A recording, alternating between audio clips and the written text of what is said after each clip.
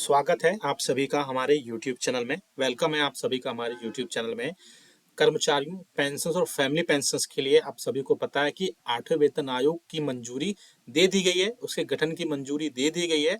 अब उसमें आगे क्या होगा, आपने बहुत सारे वीडियोस भी देखे होंगे यूट्यूब पे, न्यूज़ भी आर्टिकल भी पढ़ी होगी, लेकिन हम आपको वो बताने वाले हैं जो फर्स्ट सीपीसी से लेकर के 7 सीपीसी में क्या फिटमेंट फैक्टर रहा, कितने परसेंट इंक्रीज हुआ, कितना मिनिमम पे था। साथ ही साथ 3 अलग अलग सिनेरियो बताएंगे जिन पर गवर्नमेंट विचार कर सकती है। ये सब एक्सपेक्टेड होंगे, हालांकि जो मीडिया अलग अलग मीडिया आप देख सकती है, 3 अलग अलग सिनेरियो हमने सामने लिए हैं कि क्या क्या 8 सीपीसी में मिनिमम पे सिनेरियो हो सकते हैं, उन पर भी हम बात करेंगे। जिसमें पहला सिनेरियो हो सकता है कि आपका फिटमेंट फैक्टर 2.28 रखा जाए। दूसरा आपका हो सकता है कि फिटमेंट फैक्टर आपका 3 के आसपास रखा जाए।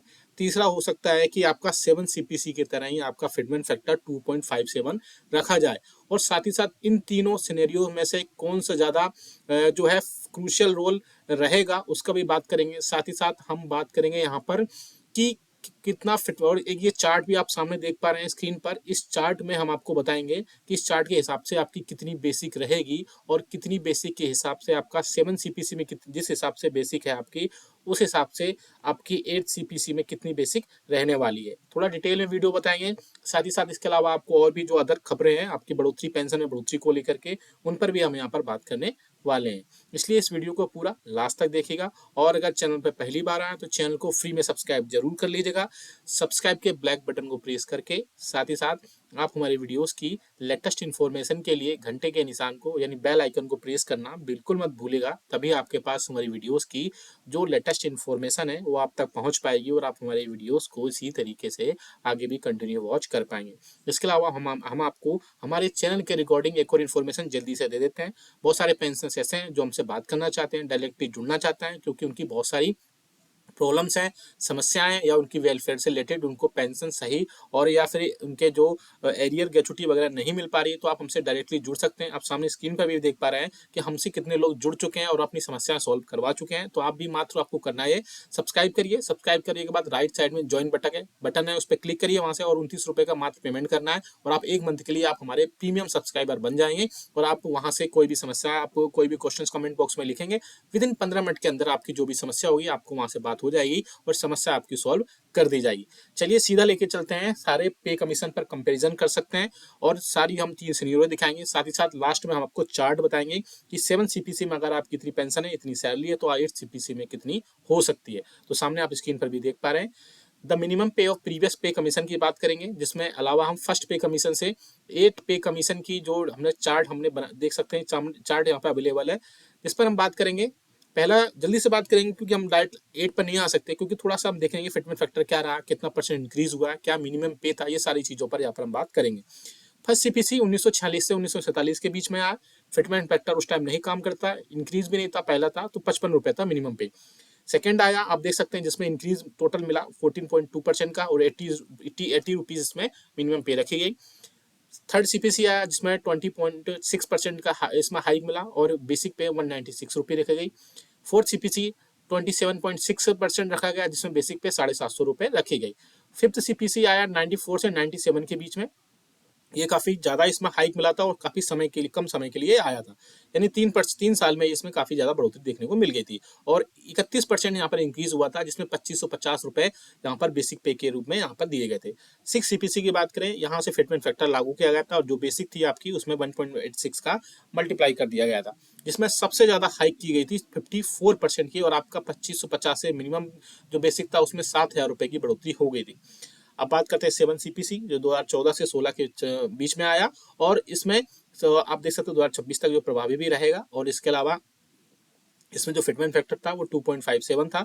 इसमें परसेंटेज ऑफ इंक्रीज थी 14.29%, यानी 14% के आसपास इसमें बेसिक पे मिला था, और बेसिक आपके 18,000 रुपए की गई थी।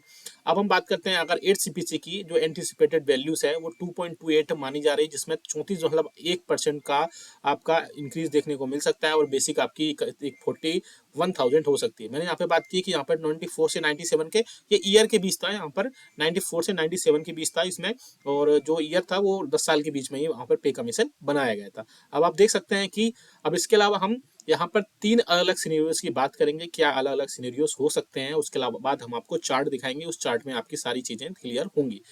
आप देख सकते हैं पहला जो सिनेरियो हो सकता है, जो आपकी करंट इन्फ्लेशन रेट्स है, कंज्यूमर प्राइस इंडेक्स का है, उसके बेसिस पर अगर हम 8 सीपीसी की बात करें तो आपका जो फिटमेंट फैक्टर है वो 2.28 रहने की सबसे ज़्यादा पॉसिबिलिटीज़ यहाँ पर मानी जा रही है, जिसकी हिसाब से आपकी मिनिमम बेसिक पे जो 18,000 रुपये थी 7 सीपीसी में वो 41,000 रुपये तक हो सकती है और यहाँ पर फिटमेंट फैक्टर 2.28 हो सकता है। या फिर सेकंड सिनेरियो की बात करें, मिनिमम पे यूजिंग जो पहले पे कमीशन थे या फिटमेंट फैक्टर्स थे उनके बेसिस पर हम बात करें और प्रीवियस पे कमीशन के हिसाब से यहाँ पर बात करें तो फिटमेंट फैक्टर 3 भी हो सकता है, जिसके हिसाब से 8वें वेतन आयोग में मिनिमम आपकी बेसिक 54,000 रुपये हो सकती है, जिसके चांसेस ना के बराबर है, लेकिन फिर भी यहाँ पर जो बात की जा रही है उसकी हम यहाँ पर बात करेंगे। तीसरा सिनेरियो है 7 सीपीसी में फिटमेंट फैक्टर जो 7 सीपीसी के तरह ही 2.57 रखा जाए और उसी को अप्लाई करने के बाद 8 सीपीसी में जो मिनिमम पे बनेगी वो 46,300 रुपये बन सकती है। इसके अलावा जो अदर अलाउंसेस होंगे वो तो आपके टीए डीए एचआरए और बाकी जो अलाउंसेस मिलते हैं वो तो आपको ऐसे के ऐसे मिलेंगे। अब बात करते हैं इसके अलावा कि सबसे ज़्यादा चांस जो है वो पहले वाले सिनेरियो की है, यानी 2.28 के सिनेरियो की सबसे ज़्यादा है। अब वही चार्ट हम लेके आए, अब चार्ट देखेंगे जिसमें मिनिमम बेसिक के हिसाब से आपको कितनी फिटमेंट फैक्टर 2.28 के हिसाब से एक प्रोजेक्टेड है, कम ज़्यादा इसमें हो सकता है, वो देखने वाली बात होगी। अभी ये सब जितने भी हैं सब एक्सपेक्टेड ही बता रहे हैं, इस पर कम ज़्यादा बढ़ोतरी आगे उसमें डिपेंड करेगी। बात करते हैं पहले लेवल की, लेवल 1 में अगर आप हमने देख सकते हैं level 1, level 2, level 3, level 4, level 5 तक के लेके आए। अगर आप चाहते हैं और भी ज़्यादा लेवल्स के लेके आए या पेंशनर्स के लिए भी लेके आए, उनके भी हम कमेंट बॉक्स में यस लिखिएगा और आप अपनी राय जरूर बताइएगा कि आपके हिसाब से कितना फिटमेंट फैक्टर हो सकता है। लेवल 1 की बात करें, अगर आपका लेवल 1 18,000 रुपये तो 8 सीपीसी में 41,000 पहुंच सकता है, फिटमेंट फैक्टर 2.28 अगर हुआ तो। अगर वहीं बात करें हम 7 सीपीसी में ही लेवल 1 में आपको दे सकते हैं, अगर आपका बेसिक 18,500 हुआ तो 42,000 रुपये तक पहुंच सकते हैं। लेवल 1 में ही 19,800 हुआ आपका बेसिक तो 43,400 रुपीज़ हो सकती है। अगर आपका लेवल 4 में 19,700 हुआ तो आप 44,700 रुपये के आसपास हो सकते हैं। वहीं लेवल 5 की बात कर, लेवल 1 में अगर आपका बेसिक 20,300 है तो आप 46,100 रुपये हो सकते हैं। ऐसे लेवल 1 में आप देख सकते हैं, आपका जो भी है यहाँ पर स्क्रीनशॉट ले सकते हैं या फिर आप कमेंट बॉक्स में इस चार्ट को आप डाउनलोड भी कर पाएंगे। कमेंट बॉक्स में आप अगर यस लिख देंगे। अगर आपका बेसिक देख सकते हैं 7 सीपीसी में लेवल 2 में 19,900 था तो 45,000 आप देख सकते हैं, इसमें 45,400 रुपये के आसपास आपका बेसिक पे हो सकता है। 20,500 की बात करें तो 46,700 रुपये हो सकता है। अगर यहाँ पर आप देख सकते हैं 21,100 रुपये तो 48,100 रुपये हो सकता है। 21,700 है तो 49,500 हो सकता है। वहीं 22,400 है तो 51,100 रुपये आपका बेसिक पे हो सकता है। लेवल 3 की बात करें, अगर 7 सीपीसी में आपका बेसिक 21,700 है तो आपको 49,500 बेसिक हो सकता है। वहीं बात करें 22,400, अगर आपका लेवल 3 में 2.28 के हिसाब से 51,100 रुपये हो सकता है। 23,100 है तो 52,700 हो सकता है। 23,800 है तो 54,300 हो सकता है। 24,500 है तो 55,900 हो सकता है। वहीं 25,200 है तो 57,500 आपका बेसिक पे हो सकता है। लेवल 4 की बात करें 2400 की, अगर आपकी बेसिक 25,500 है तो 58,100 हो सकता है। 26,300 है तो 60,000 हो सकता है। 27,100 है तो 61,800 हो सकता है। 27,900 है तो 63,300 हो सकता है। 28,700 है तो 65,400 हो सकता है। वहीं 29,600 है तो 67,500 हो सकता है। 30,500 है तो 69,500 रुपये हो सकता है। वहीं लेवल 5 की अगर हम बात करें तो 7 सीपीसी में अगर आपको 29,200 है तो 66,600 हो सकता है। 30,100 है 68,600 हो सकता है। 31,000 है तो 70,700 हो सकता है। 31,900 है तो 72,700 हो सकता है और 32,900 है तो 75,000 बेसिक रहने के अनुमान यहाँ पर है।